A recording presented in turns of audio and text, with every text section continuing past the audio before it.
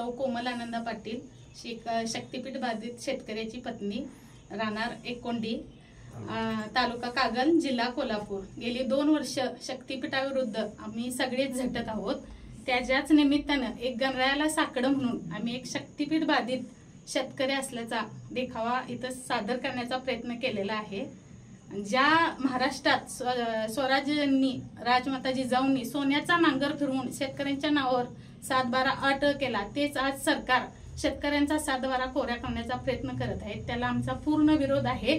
हेच दाखवण्याचा ह्या देखाव्यातून आम्ही प्रयत्न केलेला आहे।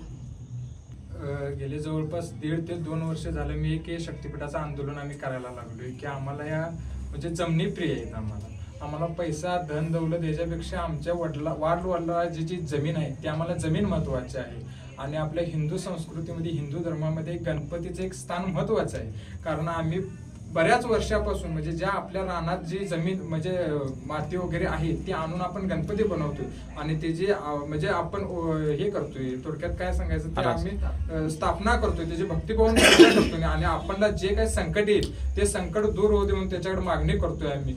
आमच्या डोक्यात हेच आलंय की बाबा गणरायाला आपण घरी त्याचे प्रतिष्ठापना करून जे आमच्या शेतकऱ्यांच्यावर जे काही संकट आलेलं आहे हे शक्तीपीठ महामार्गाचं संकट टळू दे आणि हे जे आमचे कोल्हापूर जिल्ह्याचे जे बागायत क्षेत्र आहे त्याची एक थोडक्यात इथं संकल्पना आम्ही दाखवण्याचा हेतू केलेला आहे।